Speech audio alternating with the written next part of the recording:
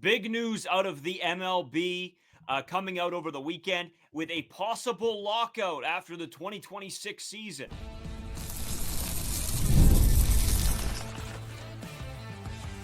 You are Locked On Blue Jays, your daily Toronto Blue Jays podcast.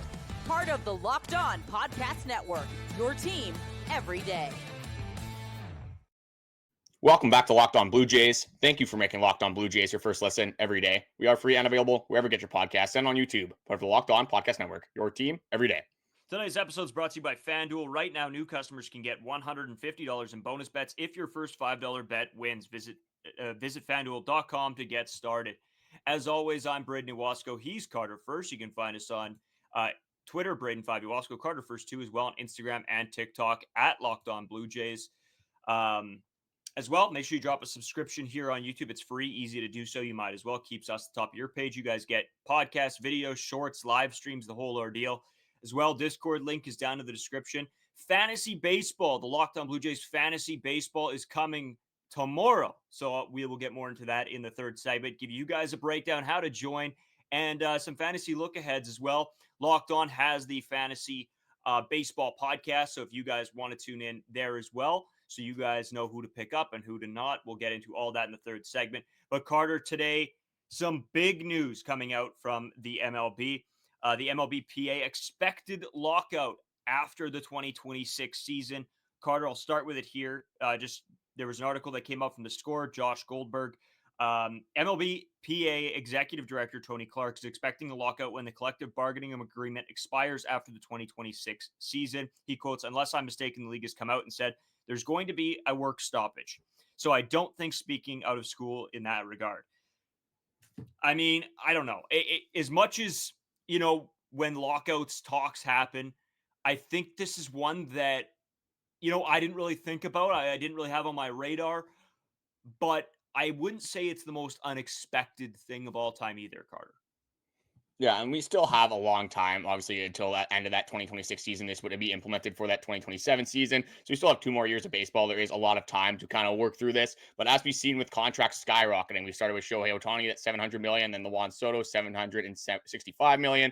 Then we had the Vladdy, obviously, contracts. All these contracts are going to be significantly more than they were in the past. And this has led to a lot of talks, a lot of opinions on should the MLB implement this salary cap? Should they implement a salary floor? Things like that. And we talked about this earlier on the offseason, obviously, when these contracts were coming out. Didn't necessarily think that a lockout kind of crisis would be happening this early on, especially when we're 3 years into that 5-year deal. The same sort of thing happened at the end of that 2021 season. They went through this same kind of stuff. Again, the salary issues weren't nearly as prominent as they were right now. A little bit of a different era in terms of that. But we did see a leak into that 2022 season. It was only a week, so it didn't really matter too much in the grand scheme of things. But this one looks like it could be a little bit of a bigger lockout, a little bit maybe of a longer lockout for this upcoming MLB season in the 2027 season, just because of the current situation that the MLB is in. Yeah, absolutely. And you're 100% right. This does seem like this would be a longer lockout. And again, this article goes on. It talks a little bit more about, obviously some of the complaints that have been going on, what the players want, what the league wants. And this is what MLB Commissioner Rob Manfred said, is that off-season lockouts can be seen as a positive to motivate both sides in negotiations.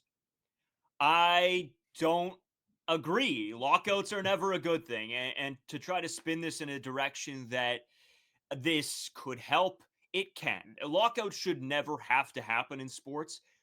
Usually, again, it's going to go back to the same argument that we had with Vladimir Guerrero Jr. and the Blue Jays front office. Who's in the right? Who's in the wrong? It's all going to come there in the next, especially in the next season and a half, before we hit that potential lockout date.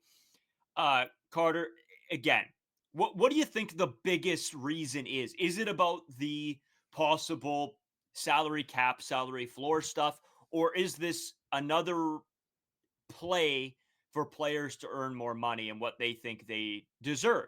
Which of the two options do you think really is the driving force of a potential lockout?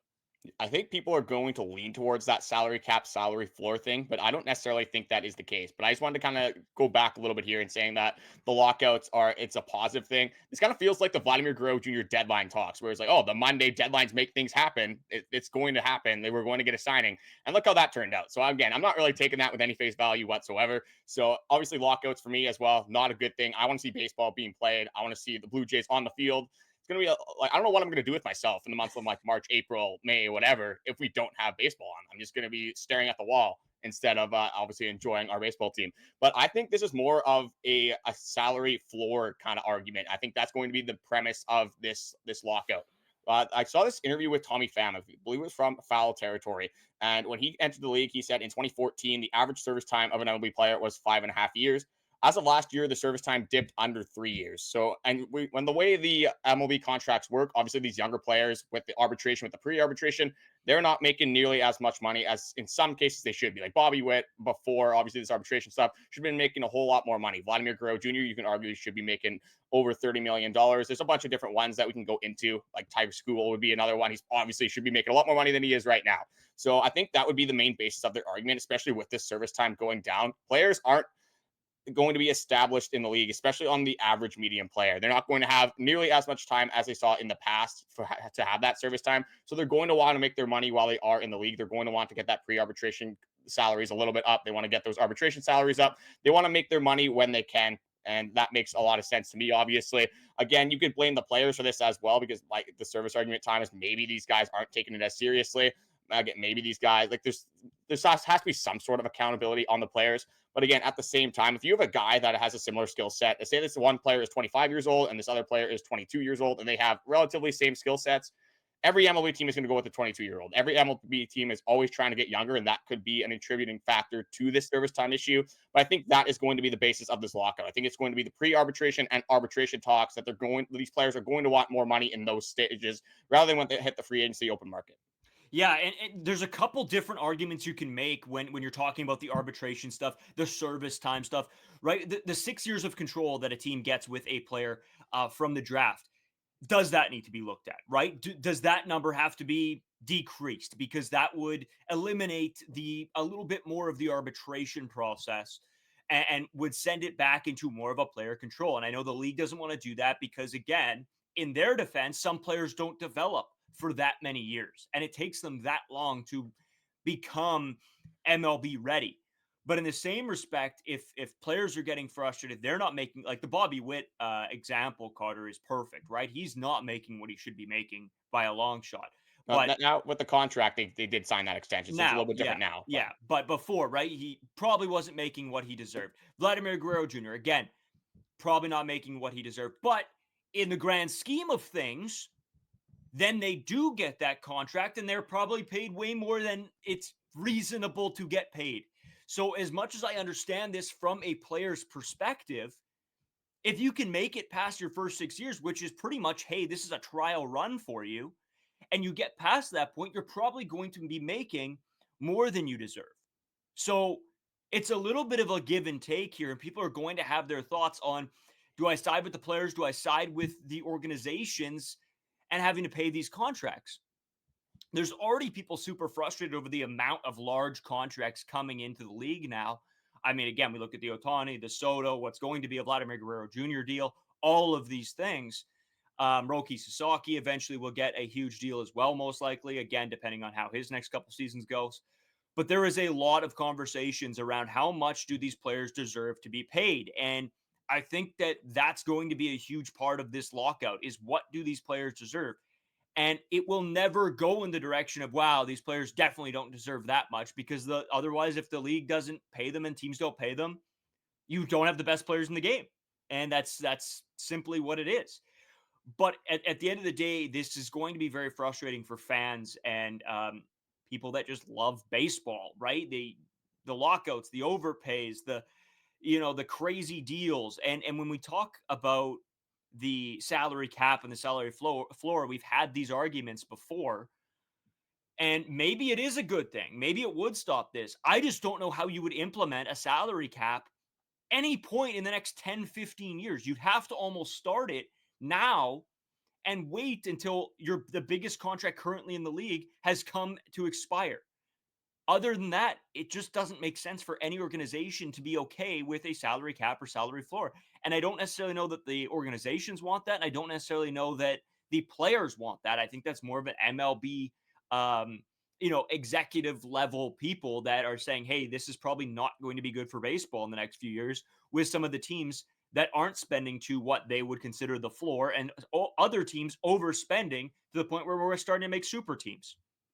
And that would be the only way that they could implement this salary cap. Obviously, these players have signed contracts. They're not going to be able to just avoid a contract because the MLB wants to implement the rule. They would have to implement that hard cap, say, for example, next season. And then if you have your Juan Soto's, you have your Shohei Otani's locked up, I guess you would get, in theory, get an advantage for that period of time. They'd have to somehow find a way to have that money not count towards a salary cap, or maybe they have a cap of like, it's, I don't know, it's $20 million a year that counts for one player towards a salary cap. I'm not exactly sure how they would work it out, but it would be a huge pain in the butt for sure. But another thing, you kind of talked about some of these players, again, getting overpaid in a sense when it comes to free agency. How many players in the MLB are really getting to that point anyway? Like, you have a certain percentage of these MLB players. The majority of them are not these superstars. There's these guys that are, again, they could be regular players, but they're not making $20 million, $30 million a season. You only have a handful of these superstars. Maybe if you're lucky, one per team. If you're the Dodgers, you have $1 million per team. But again, that's a different facet. That's a different story. A lot of these younger guys, these MLB teams are trending towards these younger guys because, again, they can get away with paying these guys a little bit less. Obviously, younger guys, you want younger guys in your system. If they work out and pan out, they're going to play with your baseball team longer. It's just when you look at the MLB percentage of these players that are actually making it to free agency and getting these massive contracts, maybe it's what, 5% of MLB players, 10% of MLB players. It's a very small portion of the overall sample size of MLB players. So that's why I think they're really going to focus on the earlier years in these MLB players' careers. You're going to try to get them, whether it's a salary floor, whether it's just a 10% increase on what the standards are for pre-arbitration, post-arbitration, because they do have, when you look at Vladimir Guerrero Jr., you look at your Dalton Varsho's, whatever it is, they do have restrictions. They do have like regulations that they kind of base these arbitration hearings off. They don't just, oh, I think Dalton Varsho's was worth this amount of money. They have some sort of guidelines that they are following when it comes to these arbitration talks. So I think that would be the argument there. I don't think it's going to be this massive salary cap because that doesn't necessarily apply to a majority of these MLB players. No, and I do get that, but in the same respect, these players aren't being that under, like, baseball spends the most on their players. It's the highest salary league in the world, and I don't know how you argue that. I don't know how, when you look at other leagues throughout, I mean, if you look at the NFL, yes, those guys get paid a lot too, but some of these guys are getting paid a ton of money for some teams. Obviously, you got your your two-way deals, the guys they bring up, the everything like that, of when they can be sent down, when they can't, how many options a team has left. These players are getting paid a lot of money. And as much as the players want to complain about that, I think if this goes to the general public and there becomes a lockout, I think a lot of fans are going to say, you guys are already making a ton of money, even on the bare minimum salary. And now you're asking for more and taking baseball away from the fans again. I think, and not that I necessarily agree, because I think you're always, as a player, you're always looking to be paid what your value is as a group and as an organization. But I could see a lot of fans, when this happens and this lockout happens, that I think a lot of them are going to blame the players for being quote unquote greedy, if you want to call it that. Do I agree? No, I think that this is a deal. These deals have to be worked out, and these things are always going to happen. I mean, you see it with different unions going on just in the world, right? Like, we have nurses union and everything like this, that they go to deals, they go to strikes and lockouts, and it happens in the day to day. It doesn't matter what job you're in; these things do happen. That's no different than what these players are trying to do as well. So, but I definitely could see, when it does hit the lockout, that the fans make it known that they are not happy that there's no baseball being played. Well, if there is a lockout, I think there's a way more pressure on the MLB and the owners than there is on the players. Again, Yeah. maybe you do miss that year of development, you do miss that year of contracts, but the MLB is going to lose a whole lot more money than these players are in the grand scheme of things. Yeah. So it does, at that point, there is going to be a lot of pressure on the MLB and their ownership to figure out how they are going to get past this lockout, because the MLB is a business. They do not want to lose money. And at the end of the day, they're going to do whatever it takes to get baseball players on the field so they can bring in the millions and billions of dollars that they do every single year. But we do have some spring training storylines that we want to go over. Who's hot, who's not, who has started out the spring training hot. Again, we've only played 8 spring training games, and it's early on, so you got to kind of take it with a grain of salt, what you can take away from this kind of stuff. But we're going to see who's on fire right now and who we want to see a little bit more from as spring training develops. We're going to get into that right after this short break. Today's episode is brought to you by FanDuel. When the game tips off, the NBA action is just getting started, and there's no better place to get in on it than FanDuel, America's #1 sports book. With FanDuel, you can place live bets throughout the game, so even if you miss the opening tip-off or want to bet on the fourth quarter comeback, you can stay in on the action. And if you're looking for a bigger payout, you can even combine your live bets into a same-game parlay. I love the same-game parlays because, especially the live ones, because then I can see who's doing well, who's having a good game, who's not, and then I can choose where to place my money instead of before taking a little bit of a guess. So make sure you guys definitely do take advantage of the live same-game parlays. Right now, new FanDuel customers can get $150 in bonus bets if your first $5 bet wins. Just visit FanDuel.com to join today. That's FanDuel.com for your shot at $150 in bonus bets. Make every moment more with FanDuel, the official sports betting partner of the NBA. So, Carter, as we continue on this Monday episode, let's talk about it. Who's done well? Who hasn't? Who's been a bit of a shock? I have one guy that, I'm going to do some bragging about because he started off well. But we will get into all of that. Carter, give me one guy right now that you have liked to see. Let's start with one. We'll go a little bit back and forth. One guy that you're really pumped of what they've been doing so far in spring training. I got to go with my guy. I know you're going to go with your guy as your first one. It's Ernie Clement, just doing regular Ernie Clement things. 6 hits and 13 at-bats, 7 total bases. You know, the Ernie Clement style. He's not going to hammer the ball. He's not going to hit the ball 110 miles per hour, but he's going to make contact. He's going to get on base. Obviously having 5 singles, 1 double, 462 average with a 1,000 OPS, playing that above average defense. Not going to quite say it's elite level, but it's very good defense from Ernie Clement. Exactly what you expect out of a guy like Ernie Clement early on in spring training. He's going to put the ball in play. He's going to have competitive at-bats, and that's exactly what Ernie Clement is doing, and just showing that he should probably be the everyday third baseman, or at least the first opening day third baseman to start the season. Yeah, he's one guy I was really looking at, and just to see, how he would play with the playing time that he's probably going to receive this season. So great to see some stuff out of him in spring training. And you're right. You went with your guy. I'm going with my guy because there was a lot of question marks surrounding Davis Schneider going into spring training. What would he look like? Would he look like the Davis Schneider that we all fell in love with 2 seasons ago? Or is he going to look like the Davis Schneider at the end of last season, middle of last season, that, was very tough to watch? But Davis Schneider is batting .375, slugging a .500, and an on-base percentage of .583. That is the Davis Schneider that you want to see, a guy who utilizes the strike zone, really understands when and when not to swing the bat. And don't get me wrong, I think the best part of all of Davis Schneider for me in spring training so far is seeing that he's only gotten 2 strikeouts. That was a big problem with him last season, was you were seeing him strike out at an alarming rate. It was bad. We were used to seeing Davis Schneider be able to take walks, be able to get hits, not be the highest average guy, but having a really good on-base percentage. But with the strikeouts at the end of last year, it was looking really bad. And so to see that he's only struck out 2 times so far, working the walks, working the on base, that's the Davis Schneider that he has to be to get a spot on this team coming into the 2025 season. Yeah, like you said, when you look at Davis Schneider's strikeout rate from last year, 31.7%, that's in the 4th percentile.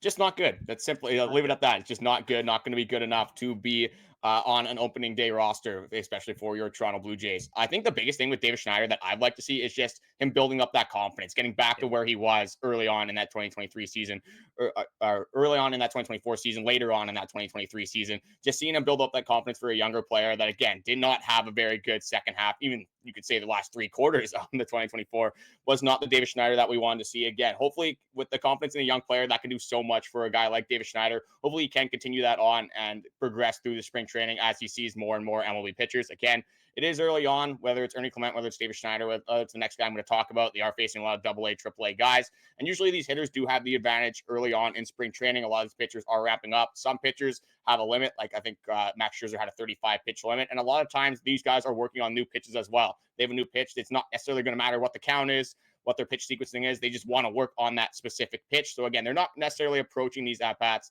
like they would if it was a regular season game. That takes me into my next guy, a guy that I was very high on, we've talked about recently, and that's Elvis Martinez, just showing that power that we really needed in that 2024 with the Toronto Blue Jays. Again, this year, you have Anthony Santander. You have a couple more guys that you hope can progress and hit some home runs. But if you get a young guy in Elvis Martinez, again, we just talked about how you don't have to pay those young guys. Elvis Martinez is not going to be making a whole lot of money for the next upcoming seasons. So he is slugging a 700, has an OPS of 1,117, had that backside home run at double, also had a 2 RBI single. Again, for a young player, you want to see what he can do at the plate. I also want to see how he can progress within the infield. I think spring training would be the perfect time to kind of play around with Elvis Martinez. Has predominantly played at second base. I think that is where I would like to see him. But now you have that problem with you have Bo Bichette at short. You have Andres Jimenez at second base. Am I going to take Andres Jimenez over Elvis Martinez at second base defensively? Absolutely, a million times out of a million. So if he can progress and continue to hit the way he is and make it a little bit of a tough decision on this Blue Jays management to see whether they want him on that opening day roster or whether they do want to start him in AAA, I think that can only be a positive thing for this Toronto Blue Jays team. Well, Carter, and you talked about Andres Jimenez. Obviously we want to see what he can do defensively, but I think offensively, he's doing more than I expected of him. I wasn't really sure. I was pretty scared of what he was going to be with the bat in his hand this season. And again, he's not a guy that's going to go and smack doubles and triples and home runs. He's not going to be that type of player. But I think if you can look for him to hit singles and get on base, I think that is what you want to see from him. And if he can keep the average high and the on base is what I'm really going to be looking for from Andres Jimenez, just to see what position we could possibly get him in. Could he eventually move to that leadoff position if he can smack singles and get on base? Possibly. So again, Andres Jimenez batting a 3.33 with an slugging of 3.33 and an on-base percentage of 429. So again, no doubles, no triples, no home runs, but I like the on-base percentage. So I will take that. Want to see more out of him, but I think, again, a guy who I was worried about coming in offensively, I'm okay with what I've seen so far. That's a major storyline that I want to see this spring training. I want someone to put some pressure on George Springer in that leadoff spot. Right now, I think it's his to lose. We're going to have to see how that progresses. Again, George Springer hasn't really played a lot of games. I think he has like a 1,500 OPS, but again, I think it's like 3 at-bats. So how much are you really taking away from that? Whether it's Will Wagner, whether it's your Andres Jimenez, whether it can be even Ernie Clement in some cases. Don't necessarily think that's where they would go, but no matter who it is, someone's got to put some pressure on George Springer to have a backup plan if we kind of see what George Springer did in 2024 leak into 2025. One more guy I just wanted to kind of give a shout out to was Alan Roden. We talked about that on base percentage, 11 plate appearances, has 3 walks. That's exactly what you want to see. Again, maybe another guy that can put some pressure on George Springer and be a leadoff guy. Probably not the start. I'm not going to say he's going to be an opening day starter, but again, if he plays how he did in AAA last season, that's going to be that Spencer Horwitz type that the front office is really going to have no choice but to bring up a guy like Alan Roden. One guy I do want to get into is a little bit of the pump with brakes, but I do love to see this is Dalton Varsho. Some people are saying that he could be the leadoff hitter. That's not going to happen. Dalton Varsho is not a leadoff hitter, unfortunately. He's going to hit like 220. Again, the home runs are very nice to see. He has a 2,000 OPS, having 2 home runs in 5 at-bats. It's awesome to see that. Some people are saying he could also be the DH opening day. I don't know if his bat's good enough for that scenario, but again, if he can't throw and he's hitting this well, that is an option that the Toronto Blue Jays could have. He is progressing way faster than anyone would have thought he would. Will he be open or ready in the field opening day is still kind of up for grabs. But it looks like if he has to DH in some sort of capacity, he will be ready to do that. You know what? It's what we talked about. I think it was last episode. I can't really remember now, but what can he become? Right? We've talked about all the pieces that Dalton Varsho has within his arsenal when it's hitting and defense and everything in the mix. I think Dalton Varsho has the pieces to be a good hitter. We just haven't seen him string those together. And again, you can't take too much away from what he's done, but 2 home runs, in 2 games, Carter, it's hard to take anything away from that, but it's also hard to argue that as well, because you're not seeing too many guys blast 2 home runs in 2 games in spring training. So Good, yeah, good shout out to Dalton Varsho. Two more guys, Carter. I think Bo Bichette is Bo Bichette that we sort of expected to be back. I think when me and you were calling bounce back season, it looks like again Bo Bichette has the pieces. Vladimir Guerrero Jr. looks great. I don't really want to go too in depth onto those two guys because they're doing sort of what we expect and what needs to happen. That's bottom line. These guys need to be good. And yeah, we'll have to wait and see. George Springer, again, a guy who I'm going to be paying a lot of attention to. Anthony Santander, probably another guy that I'm going to really have to keep an eye out for and watch during spring training coming up as well. So we'll see. Yeah, I got a couple more guys I want to go into. I'm going to mention just two. Just one of them is good, one of them is bad. Christian Bethancourt looks horrendous at the plate right now. Terrible. Again, it is early on, but it's not exactly what you want to see. It is a backup catcher role. So at the end of the day, if Tyler Heineman goes out and performs well and he has that role going into opening day, I will be okay with that. But I think the upside should be way higher with Christian Bethancourt. We have not seen that early on, but again, it is early on in spring training. Just want to give a shout out to Max Scherzer. Again, early on spring training, but he looks phenomenal. He looks exactly like we wanted to see from Max Scherzer. 5 2/3 innings pitched, 8 strikeouts. I'm taking that every day of the week. And we have gone into a lot of positives. There is one negative, one thing I'm not liking so far, and it's Yariel Rodriguez. We're having command issues, and they are horrific. It's not looking good in the front of Yariel Rodriguez. 4 walks in 3 innings, has given up 6 runs. What are we going to do with this guy? Is this going to be an issue? Do you think that's going to again leak into 2025, or do you think he still has a lot of time to kind of work on this command? So he had command issues in 2024, and early on, it does not look like he's fixed those whatsoever. Yeah, Carter, this is one of the ones that bugs me because it's a problem area that we've known Yariel Rodriguez had since we've made the signing, right? We knew the command was a little bit all over the place. You would have hoped that he would have brought a little bit more. Again, still early in spring training. We'll see what happens through the rest of the spring training here and see what he can bring into 2025. I think that bullpen role is his. But now, as we go further and closer to the season, an injury really hurts this team and the pitching staff. And I don't know that you can survive going Yariel Rodriguez as 5 right now. I don't feel confident in going Yariel Rodriguez. But in saying that, Carter, I also have one slight negative. Will Wagner, not what I expected out of him in spring training so far. Again, still early on, still got some time, young guy, lots of time to develop.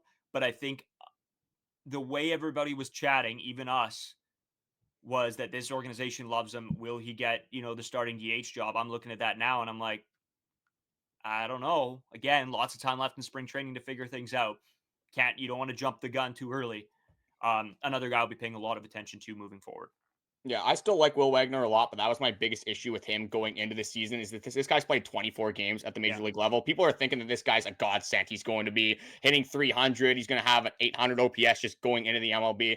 Again, there's a lot of ups and downs that comes with an MLB career. 24 games is not a very big sample size. I'm still in on Will Wagner. I still think he can be productive this season, but I think the expectation does have to be lowered at least a little bit. Like, I don't expect this guy to be a 300 hitter. I don't think it's fair to expect Will Wagner to be a 300 hitter if he can be, again, whether it's 260, 270, and just kind of build on what he did do last year, even if it is a little bit of a dip in production.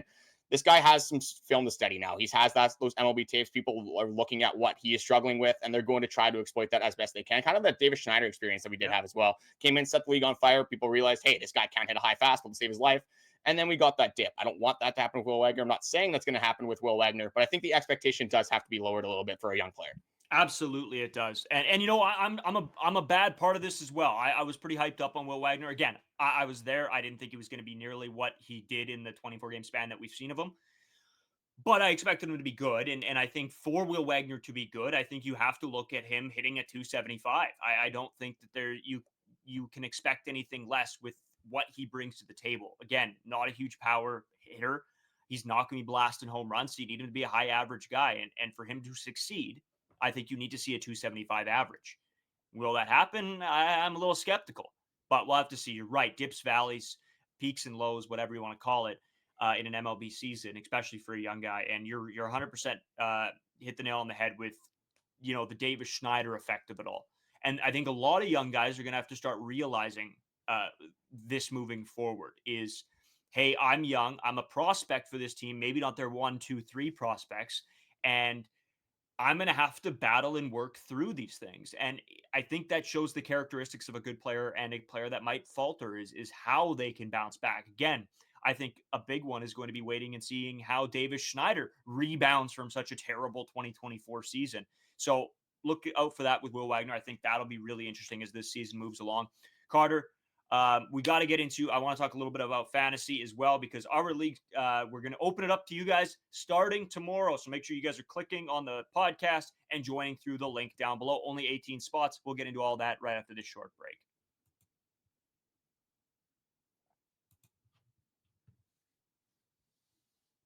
That's right, Carter. The season is just, well, I don't want to say just around the corner, but it's getting close. It's getting close. I have started looking into fantasy because I'm a big fantasy guy. Doesn't matter what league it is. I don't like NBA fantasy. Everything else I'm fully on board with. So just before we do that, I want to give a shout out because Locked On has their very own fantasy baseball podcast. Those guys do an excellent job over there. So go check them out. Obviously, we appreciate it when you guys make us your first listen. Go make them your second listen. The Locked On Fantasy Baseball podcast with hosts Dominic Martino and Matthew Owe. MLB fantasy draft season is here. Be the most informed fan and set yourself up for a league win. Find Locked on your YouTube or wherever you listen to your podcast, as always. But Carter, our league opens tomorrow. You'll be able to join 18 spots because I think the max I could do is 20. If there is a lot of good reception this season, maybe next year we set up 2 leagues and do like a huge face-off. It'd be cool. We could do like an East and a West, whatever it may be, AL, NL, whatever you want to call it. But me and Carter are each going to take one spot for each of us. And then, yeah, it's open to you guys. So, Carter, I don't know. I know we haven't done a ton of MLB fantasy. I think we've played maybe 2 years sort of sporadically over the past 5. How confident are you, I guess, to play some of the people listening to the podcast? The biggest problem for me with fantasy baseball compared to the MLB is I take a little bit too much face value with how good people are actually in the MLB playing every single day. And there's a difference between being good in real life and being good in the MLB and being a superstar in fantasy. There's different things in fantasy that are valued differently compared to obviously the MLB. Like a guy that steals a lot of bases, like Corbin Carroll usually goes extremely high just because of his ability to steal bases. When you look at him in the grand scheme of things, still is a very good baseball player, but would you say he's a top 5 pick if you're going to rebuild an organization?